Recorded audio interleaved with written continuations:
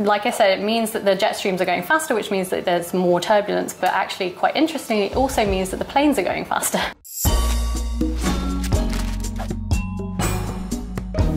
Hi, I'm Sarah Fawcett, news editor here at The National, and welcome to another edition of A Closer Look. Now, this week we are talking about a very popular topic amongst our readers, and that is the subject of turbulence.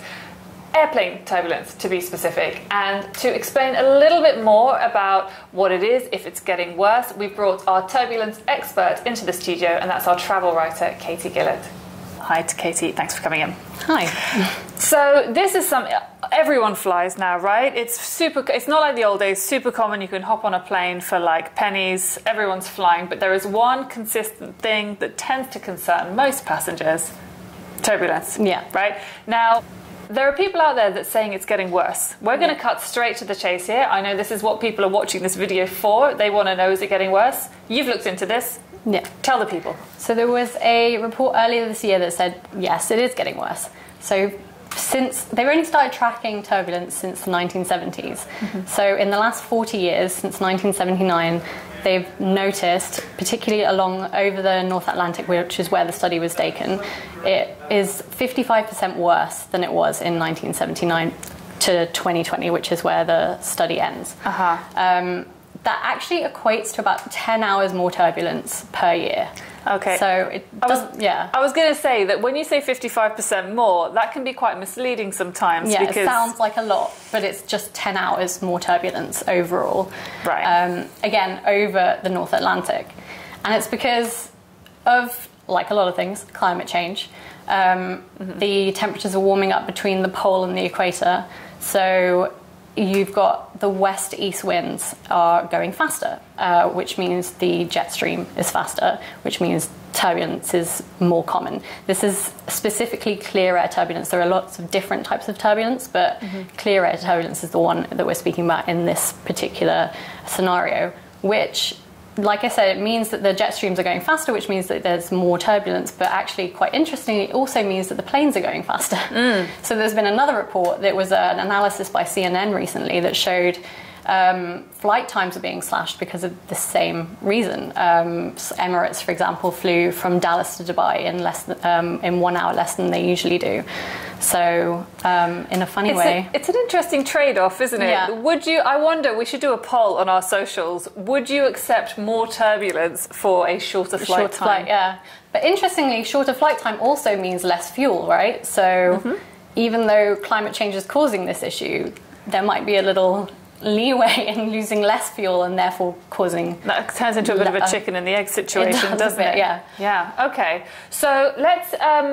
can you just, for people who are fascinated with this topic, which people are, because you wrote this article a little while ago, and it's still consistently a very high performer. Yeah. People are very interested. Just, if you can, in a nutshell, explain what turbulence is. So turbulence is to do with changes in temperature, but there are different types of turbulence, like I said. So you've got the clear air turbulence, which is to do mostly with the changes in temperature and changes in wind and all of that sort of stuff. Then you've got convective turbulence, which is to do with the heat rising from the ground.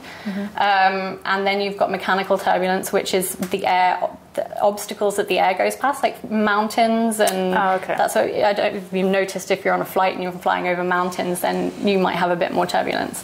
And then you've got sort of like wake turbulence. So that's the jet wash from other engines, other airplane engines. But that's why we tend to fly further away from planes. And that's it in a nutshell, the different types of turbulence. And for anyone here that's deathly afraid of turbulence, where should they avoid? Because I know there are some places in the world where it's worse. Yeah. Where should these people not be crossing off on their holiday destination list? So, I mean, the equator is always one of those that is bumpier. And this particular, like I said, this particular study went and checked over the North Atlantic. So that is where we're getting that 55% more severe turbulence. Again, that's severe, by the way. Moderate and light has also risen. So I think moderate was 37% more common, and then light was only about 17% more common. So if we think 55% is like 10 hours, then obviously light and moderate is not very much. Yeah. So there's the equator and then the North Atlantic, and then you've got the temperature changes. So, for instance, in winter, interestingly, if the temperature's not changing as much, then you won't have as much turbulence. Okay. So, for example, if it's a cooling evening in Arizona during the summer, that's where you would probably get the most turbulence. So, interesting. So check the weather forecast. yes, before Very booking much your so. flight. Yeah. If you are concerned about turbulence. Well, like the convective turbulence I was talking about, like I said, it was about the heat rising, but that is very much to do with like clouds and thunderstorms and things like that. So yeah, obviously thunderstorms are going to affect the turbulence. So what does turbulence mean for like passengers? How does it affect passengers? I mean, obviously we know they get knocked around a little bit, but also what are then airlines and pilots doing to try and mitigate this if they see turbulence coming or if they don't expect it coming, or like, talk to me about that. So obviously passengers are nervous. I'm one of them. I hate turbulence, but it's not that dangerous. Severe turbulence is the kind of turbulence that most of us have probably never experienced, thankfully. But the one thing that all pilots say is seatbelts, right? That's where the issues lie. Yeah. It's injuries, it's falling off your chair. It's also hot coffee spilling on you. You know, it's that kind of thing that is really going to have the biggest impact. In terms of deaths, for example, it's very, very rare. There have been more reports of severe injuries, but again, they would be to do with walking around, seatbelts, that kind of thing. Yeah. And so pilots and airlines are just warning passengers more and more to put their seatbelts on.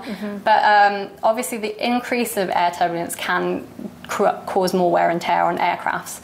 So they're also investing in more technology that can help with better weather prediction tools, for example, because as much as we don't like turbulence, pilots can never completely avoid it. It's just impossible to do that because it comes out of nowhere sometimes. But they will fly around it if they know it's coming. And when they feel it coming, or they feel it, you're in it, they try and move out of it. So that's the main thing. I do know as well that because they all talk to each other up there, sometimes if one aircraft goes through particularly bad turbulence, they kind of tell other people, they tell the other aircrafts in the area. Yeah, obviously being in constant communication with the air traffic control. And it's interesting what you say about the aircraft as well, and improving the sort of resistance to wear and tear. I know that aircraft wings have become a lot bendier lately, and that's also part of it. I remember a pilot once telling me actually that he was on, I think it was a BA flight, and he looked at the end of it and it had completely turned. Like, that's how much these aircraft are designed. What had turned? To, like the cabin, he could see it was bent. Oh, like that's how bendy the airplane was. How bendy the airplane. He could see a curve in the aisle. Yeah, exactly. Because these airlines, these aircrafts are designed to withstand the worst turbulence you can imagine, and then some. So you know. Oh, they're just going to be made out of jelly soon, aren't they? Yeah.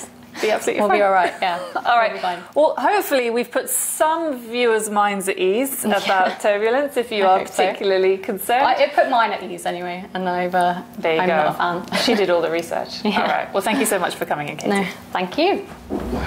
Well, that's it for this week's edition of A Closer Look, brought to you from right here inside the National's newsroom. Remember, if you'd like to watch any of our previous episodes, you can find them all on our YouTube channel.